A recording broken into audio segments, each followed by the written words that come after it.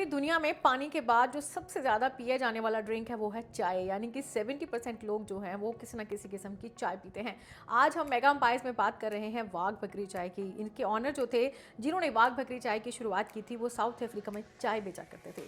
महात्मा गांधी की एक चिट्ठी ने उनकी जिंदगी बदल दी और आज ये कंपनी 2000 करोड़ रुपए की वैल्यूएशन रखती है। आइए जानते हैं वाघ बकरी की पूरी कहानी।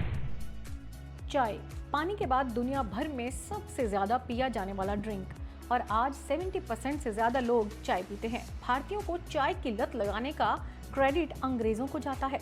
जब भारत में अंग्रेजों का शासन था तब चाय व्यापार में चीन की मोनोपोली थी और इसे खत्म करने के लिए अंग्रेजों ने अपना एक जासूस चीन भेजा। सितंबर 1848 में ईस्ट इंडिया कंपनी के जासूस रॉबर्ट फॉर्च्यून चीन से शंघाई पहुंचते हैं। फॉर्च्यून देश बदलकर वहां से चाय के कुछ पौधे और बीज चुराने में कामयाब रहे और भारत में लगा दिया। भारत का मौसम चीन से काफी अलग होने के कारण असम के बागान में ये पौधे सूख गए। इस दौरान अंग्रेजों को असम में चीनी चाय से मिलता जुलता एक पौधा मिला और यहाँ से भारत में चाय की खेती की शुरुआत हुई। उसी दौर में कारोबारी नारायण दास देसाई हुआ करते थे, जिन्होंने अहमदाबाद में वाघ बकरी चाय की शुरुआत की। 104 साल पहले शुरू हुई यह कंपनी आज 2000 करोड़ का रेवेन्यू क्रॉस कर चुकी है। बात 1892 की है।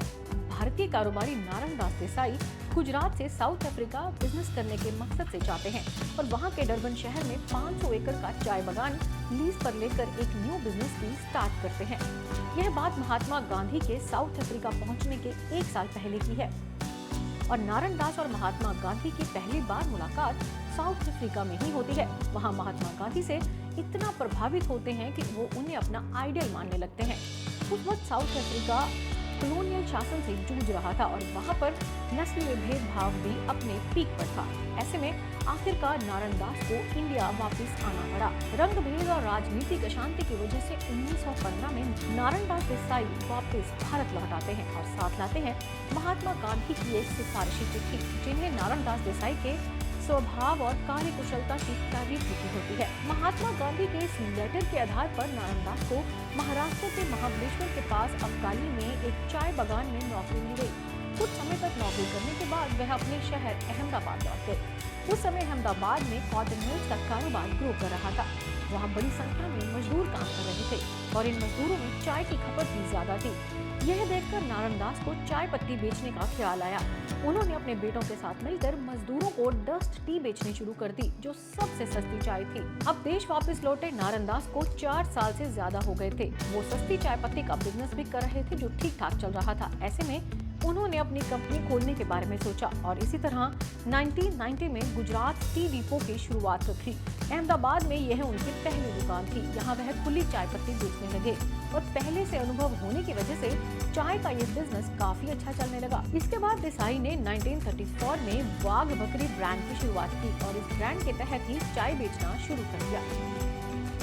वाघ बकरी चाय के लोगों की भी एक अपनी कहानी है। इसके पीछे की एक अलग सी स्टोरी है जिसे आप सुनकर हैरान हो जाएंगे। अंग्रेजी हुकूमत के उस दौर में नारायण दास ने साउथ अफ्रीका और इंडिया दोनों ही जगह पर कई बार रेसिज्म को महसूस किया और उन्होंने सोचा कि क्यों ना चाय पत्ती का नाम ऐसा हो जिससे समाज में समानता का भाव बना रहे। वाघ बकरी के लोगों में बाघ और बकरी को एक कप में चाय पीते हुए देखा जा सकता है और इस लोगों में बाघ को उच्च वर्ग और बकरी को निचले वर्ग का सिंबल माना गया।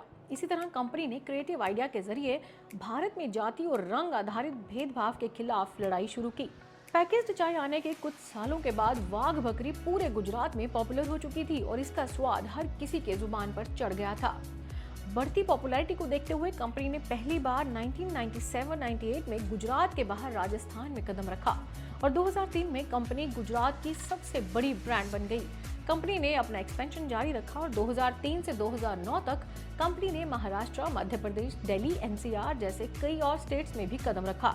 नारायण दास देसाई की शुरू की गई कंपनी को उनके परपोते पराग देसाई ने 1995 में ज्वाइन किया था। चौथी पीढ़ी के पराग ने अपने 20 इयर्स के कार्यकाल में ऐसे कई फैसले लिए जिसने कंपनी की तस्वीर ही बदल दी।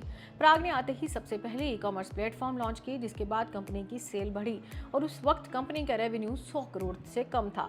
2023 तक उन्होंने इसे 1800 करोड़ तक पहुंचा दिया और भारत की तीसरी सबसे बड़ी चाय ब्रांड कंपनी बन चुकी थी वाघ बकरी चाय, जिसके पूरे भारत में 1000 से ज्यादा डिस्ट्रीब्यूटर्स थे। आपको बता दें कि वाघ बकरी चाय को 60 से ज्यादा कंट्रीज में एक्सपोर्ट किया जाता है और भारत के चाय बाजार में 9% मार्केट शेयर है। उसके अलावा कंपनी को 9% रेवेन्यू विदेशों से आता है। वाघ बकरी चाय इंडिया के 24 से ज्यादा स्टेट में उपलब्ध है और इसके साथ ही कंपनी ने पिछले साल 48 मिलियन किलो से ज्यादा चाय पत्ती बेची। यह अमेरिकन मार्केट के ब्रांड लीडर हैं। साथ ही कनाडा, न्यूजीलैंड और ऑस्ट्रेलिया में भी कंपनी की काफी स्ट्रॉन्ग पकड़ है।